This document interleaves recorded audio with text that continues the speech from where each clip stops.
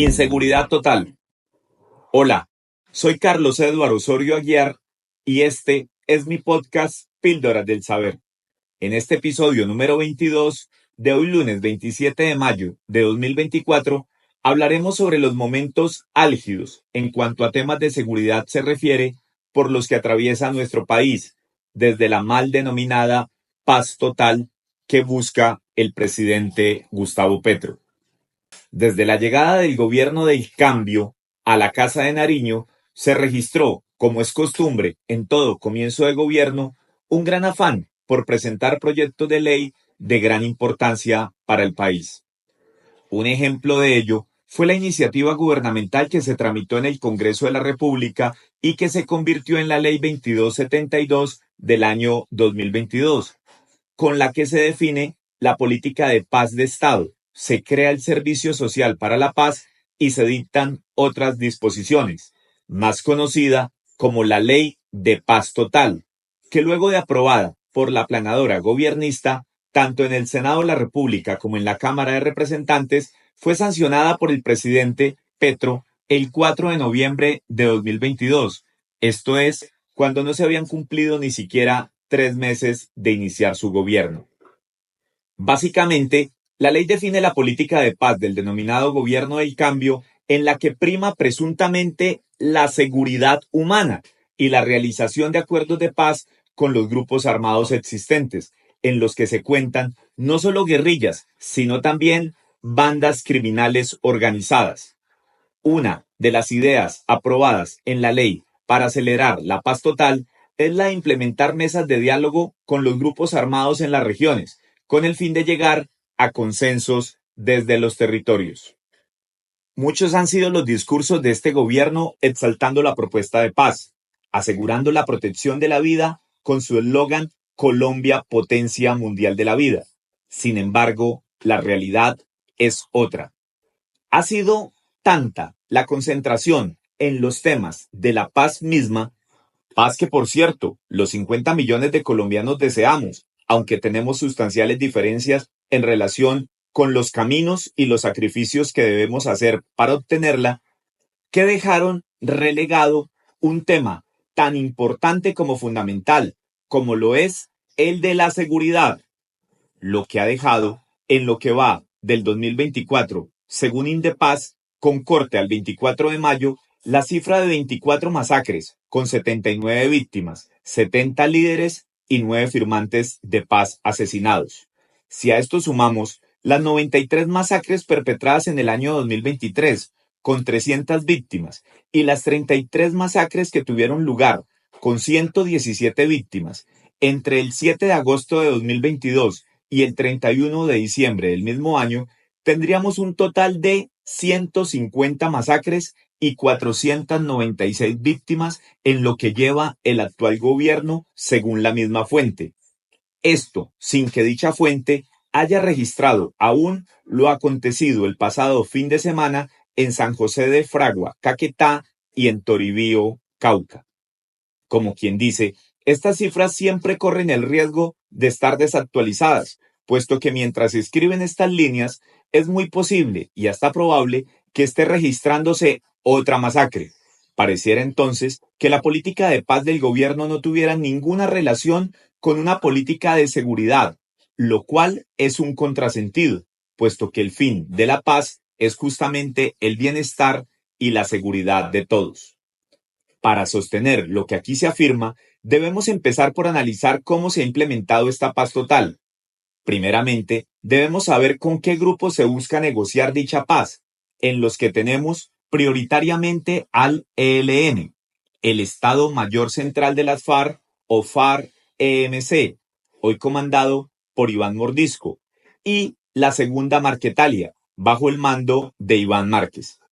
Adicionalmente, el gobierno nacional ya ha tenido acercamientos con grupos como el Clan del Golfo, también conocido como Clan Úsuga o los Urabeños o Bloque Héroes de Castaño, y también como Autodefensas Gaitanistas de Colombia. También con las Autodefensas Conquistadoras de la Sierra Nevada, ACSN,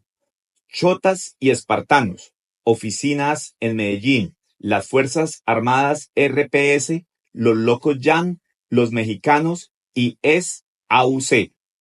Desde ya, podríamos subrayar respecto a las mesas de diálogo con la Segunda Marquetalia y con el Estado Mayor Central de las FARC, que estas son disidencias de las extintas FARC-EP, con las que el gobierno firmó el acuerdo de paz en 2016, en el que se dijo que se beneficiaría únicamente a quienes se acogieran al mismo, lo cual los liberaba y eximía de ser enfrentados por las Fuerzas Armadas o de ser capturados y sentenciados por la justicia ordinaria. Premisa esta a la que no se le daría cumplimiento por el actual gobierno, quien ha tenido la firme intención de renegociar con quienes ya se negoció. Adicionalmente, cabe destacar que estos grupos armados, especialmente la Segunda Marquetalia, han sido combatidos con éxito por las Fuerzas Armadas. Sin embargo, debido a las políticas de paz y cese al fuego en algunas regiones del país, estos grupos han pasado de controlar 230 municipios a 299 en el año 2023. Los departamentos que se ven más afectados son Antioquia, Guaviare, Meta, Caquetá, Cauca y Nariño. El cese al fuego que ha sido pactado por el gobierno y el ELN en el proceso de paz en la mesa de diálogo en Caracas, Venezuela, evidentemente ha facilitado el fortalecimiento de esta guerrilla y de otros grupos armados, devolviéndonos a más de 20 años en el tiempo, haciéndonos remembrar la famosa y fallida zona de distensión del gobierno de Andrés Pastrana Arango, en cuya zona de despeje las FARC, como era previsible, ampliaron su poder armado y el control del territorio. Estos grupos han tomado territorios donde actúan como Estado central, inauguran vías, puentes, entregan útiles escolares a niños y controlan el poder armado, lo que demuestra la gran ausencia del Estado de Derecho y el desplome del discurso construido por el gobierno de proteger a los nadies, como ellos autodenominan a los grupos sociales periféricos y descuidados por el Estado, el cual ha dirigido una paz sectaria, es decir, con quienes son más cercanos al gobierno, con un enfoque claramente centralista y graduando de enemigos a quienes tenemos reparos o hacemos advertencias sobre el mismo. El fortalecimiento de estos grupos armados no solo se mide por el aumento presencial en varias zonas del país, adicionalmente se han fortalecido en armamento y número de hombres. Todo este fortalecimiento se acrecienta mientras desarrollan e implementan estrategias de negociación con el gobierno, tomándole el pelo y hasta burlándose de su aparente inocencia. Para esto, han establecido reglamentos de conducta. Estos reglamentos son indicadores de demostrar ideologías políticas que, según el gobierno en su paz total, es algo necesario para poder acceder a las mesas de diálogo, por lo que ya vemos varios grupos politizando sus estructuras y sobre todo su comunicación a la población civil, por medio de estos reglamentos de conducta elaborados por parte de los grupos armados no estatales. El fracaso de esta paz total también se podía predecir desde la selección tanto de sus negociadores como de los altos comisionados para la paz. Fue el caso de Danilo Rueda, quien carecía de experiencia en procesos de paz o solución de conflictos. Estuvo cerca de un año en el cargo, con pocos avances sobre el proceso. Actualmente, como comisionado de paz está su reemplazo, el exconstituyente Oti Patiño, cofundador del M-19. Oti Patiño ha dado declaraciones ambiciosas de no querer buscar aliviar la guerra, sino terminarla. El problema de este cambio de funcionarios en el cargo de alto comisionado para la paz radica en la diferencia de comunicación y dirección de trabajo, llegando a confundir a la población. Por ejemplo, mientras Rueda despidió la mayoría de funcionarios asignados al despacho del alto comisionado, que sumaban 70 personas calificadas que llevaban años en esta entidad y contaban con la experiencia sobre estos procesos, para pasar a quedar con tan solo 7 personas de su confianza, por otro lado, Oti Patiño acrecentó el número de colaboradores, contando en la actualidad con 136 personas, que realmente no se sabe a ciencia cierta si se requieren o se trata básicamente de más burocracia, pues no se explica cómo dos comisionados que han hecho y hacen parte del mismo gobierno tienen formas tan distintas por lo menos en cuanto a equipo se refiere, de enfrentar los mismos problemas. Esto para los expertos ha sido una clara improvisación, no solo con el proceso de paz, sino con la política de Estado de la paz total, pues además, hasta el momento, no se cuenta con un documento técnico y mucho menos con indicadores de seguimiento sobre su implementación y sobre los objetivos. Y mientras que la población civil sufre la inseguridad en el país, el gobierno pide resultados apresurados, sin una buena y estratégica política debidamente diseñada que lo acompañe y que lo respalde, algo que muchos consideran como un grave error, porque pone en evidencia la fragilidad y debilidad del Estado, por no hablar de la falta de planeación, lo que le da una posición de ventaja a los grupos armados, que naturalmente le apuestan a que el gobierno fracase en dichos esperados resultados, para así imponer condiciones en la mesa de negociación, dado el calamitoso estado de necesidad del gobierno nacional. Además, grupos como el ELN realmente no tienen afán de terminar un acuerdo, pues gracias a la iniciativa del ex canciller Álvaro Leiva, el proceso de paz con el ELN se caracteriza porque cada punto que se apruebe en la mesa de diálogos se implementa. Esto es muy distinto a lo sucedido en el acuerdo de paz con las FARC-EP, en el que el gobierno tenía la ventaja de advertir que hasta no firmar el acuerdo total, ningún punto estaría pactado. Esto nos lleva a no saber realmente cómo podría quedar finalmente el acuerdo, sino que iremos conociéndolo a cuentagotas, con la desventaja de que cada avance después de implementado se vuelve más difícil de retrotraer, si es que más adelante no se concilian aspectos necesarios y fundamentales en protección de la sociedad civil. Lo que nos lleva entonces a preguntarnos,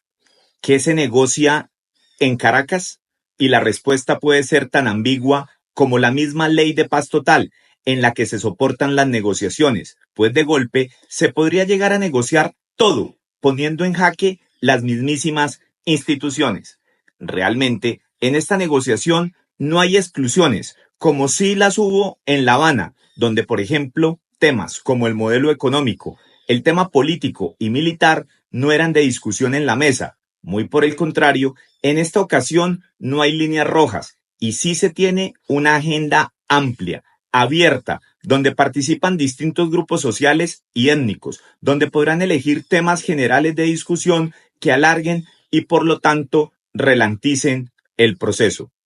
Actualmente, las Fuerzas Armadas, más allá de su prudencia y obediencia, y nosotros, la población civil, vivimos un estado de angustia, incertidumbre y desilusión, al ver cómo la seguridad pasó a ser un tema menor que cada vez cobra más la vida de más colombianos. Los últimos ataques terroristas y atentados como los ocurridos en el departamento del Cauca y en el Valle del Cauca han conmocionado al país y han dejado ver con claridad la realidad del momento álgido que atraviesa nuestra república. Municipios de estos departamentos, por ejemplo, han quedado bajo el fuego cruzado, han sido víctimas de reclutamientos masivos y hostigamientos a la población civil.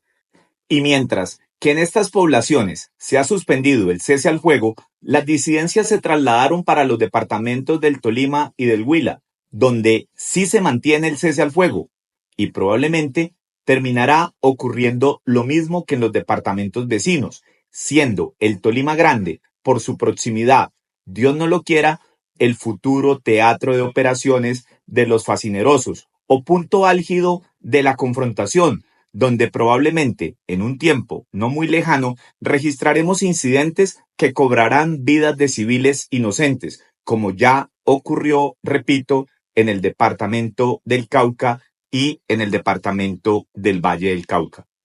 Mientras tanto, el gobierno nacional celebra el primer punto firmado en la mesa de diálogos del gobierno con el ELN, que se trata de la conformación del Comité Nacional de Participación, en el que se discutirán temas como modelo económico, política ambiental, educación y cultura, entre otros. Un claro desacierto por parte del gobierno, cuando aún no hay un acuerdo de cese de hostilidades. este gobierno avanza en un acuerdo de paz, cuando aún este grupo armado podría secuestrar, extorsionar y demás.